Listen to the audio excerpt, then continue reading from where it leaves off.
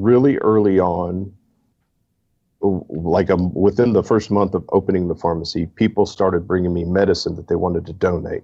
And they would say, so-and-so was on hospice and they died last week, and we have all this medicine. It's unopened. There's nothing wrong with it. It's not expired. We want to donate it to your pharmacy so that you can give it away to poor people. And that was illegal in the state of Tennessee. It was illegal in most states at the time. And so I worked with legislators for 2 years to get a bill passed so that we could start accepting donated prescription medications from individual patients, not just in Tennessee, but anywhere in the country. We could bring them in from anywhere in the country. And so that was kind of another rabbit hole that led to what is now Remedy Chain, which is a blockchain platform, a donation platform, where we accept donated oral chemotherapies that are unopened, unexpired. They have to be in pristine condition. But we can accept them as donations, and we can redispense them to uninsured patients all over the country. And so that started last March as well, right when COVID hit. We started the Flip Your Script campaign, which is we tell people text hashtag Flip Your Script to our main number, and we auto respond them with this HIPAA compliant form that they can open up and take a picture of the medicine they want to donate. If it's something that we can accept as a donation that we can redispense, then we send them a donation form and a FedEx link, and we pay for the shipping, and they just drop it off and send it in to us. But if it's not something we can accept, then we tell them, hey, we can't accept it, but you can still dispose of it properly. Here's some disposal units in your neighborhood that you could take it to. Yeah, if they go to the disposal unit and check in to verify that they dispose of it properly, then they get entered for a $500 gift card. And the point of all that is to show that we can incentivize people to essentially empty out the medicine cabinet. We can capture the stuff that's recyclable while properly disposing of the stuff that's not recyclable.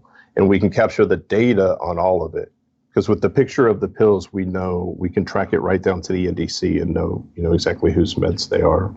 Yeah. So just in case somebody is stumbled across this podcast that isn't from the realm of pharmacy, Mom, like what kind of drugs are we talking here? We're not talking about just an amlodipine or something like that. These are medications that could be.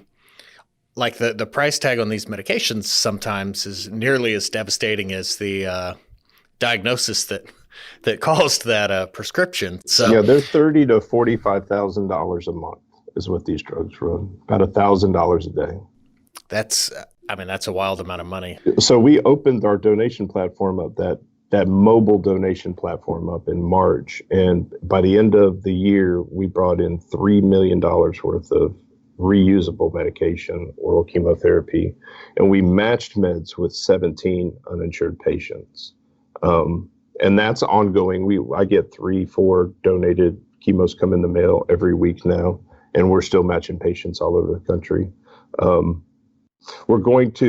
This year, we're going to not just do oral chemotherapies, we're going to expand to brand name drugs and samples. But we haven't kicked that off yet. Yeah, that's like one of those areas where there's so much money out there. There's so much of this incredibly valuable resource that might go to waste otherwise. So how does Remedy Chain factor into that? How do you track those? You mentioned the blockchain, and for anybody that's not familiar with blockchain, can you just kind of give us the elevator pitch on that? Blockchain it's a new software it's essentially a new kind of database. It's a store of data that's transparent, and which means anybody can see it, and it's permanent. So once you put it there, there's no changing it, which has a lot of benefits. That's probably the simplest way I can describe it. So it's particularly suited for pharmacy data, because if you think about like a drug's got an NDC number, it's got a lot number, it's got an expiration date, and now most of them have serial numbers. And so all of that data already exists, and it's pretty with those data sets, you can track an entire chain of custody. You know which company made it with the lot number, you know what day it was made, serial number tells you right down to the package. And so all that's kind of there. Blockchain is just a great way to store it. But it's decentralized and the database isn't under the control of any one entity. And the concept of decentralization is where things get really crazy. So what we're doing, why blockchain is interesting to Remedy Chain is this. We're recording all this prescription waste that maybe some entities would not want to see the light of day. There may be people that don't want this waste recorded. We're finding $3 million from our little project in 9 months. And so by putting it on a blockchain, it's publicly available and it couldn't be shut down. It's there. And the intent is that we're building a national database for researchers. This data can be posted to a database. When we get enough waste data, maybe we can start predicting waste. Maybe we can find areas, the data could identify bad actors where somebody's dumping a bunch in the market, or there's just all sorts of things that could be found in that. And the blockchain database piece is just that, to be a data lake that we're going to timestamp all this waste that we're recording. Yeah, it's really, really a neat way to just think about how different supply chain can be. That like once it goes to a patient, that's not the end. Where that can continue on. We do that with other commodities, but it's interesting to be able to apply that to something that we've never considered to continue that chain of custody after the initial patient. I've learned, I didn't learn about supply chains in pharmacy school. I've just learned like elementary knowledge of them in the last few years and explain these things. But every supply chain you study, there's a way to end the supply chain, to terminate something. The pharmacy supply chain is messed up in that it, just like you said, it tracks it manufacturer, wholesaler, patient, stop. And then you never know what happened to that drug. It just exists in the system. It never gets, it was destroyed or consumed. It never gets terminated. What we're doing with Remedy Chain is we're capturing that final data point to say it either went in a human or it went in the trash can, and building a data lake around that final data point, the terminal destination of these meds.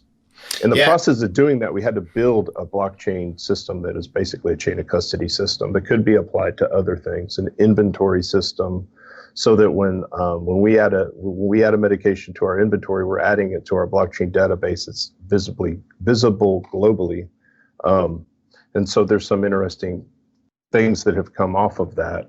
By using this new technology, it sets the stage to use artificial intelligence. And basically, the combination of blockchain, data, and AI is thought to be just nuclear. Like you can really do some things because you can trust the data and really trust the AI that's coming off it. So I went down a rabbit hole. That's kind of Remedy Chain is about reclaiming the medications, and we want to reuse everything that we possibly can, but we want to properly destroy everything that we can't. And there should be a system, there should be a national system that tracks it. Why isn't there we did deposits on Coke bottles, like these drugs are horrible for the environment. There should be a system where we collect back that waste. And ideally that's where Remedy Chain will be, landing. Yeah, that's, any trade show you go to, any conference you go to, so many of the conversations are about the importance of data, and that blockchain technology is such a huge collection of data that could be used for endless possibilities. When we're a country that's battling an opioid epidemic, imagine being able to really narrow down those supply chains and have a better idea of where there's those leaks and plug those leaks. Thanks for listening to this clip from Beyond the Scripts, presented by the Catalyst Pharmacy Podcast. If you enjoyed this episode, please support our channel by liking, subscribing, and clicking the notification bell so that you'll be notified anytime we post new content. To stay up to date with all of the latest independent pharmacy news and content, follow PioneerRx on your preferred social media platform.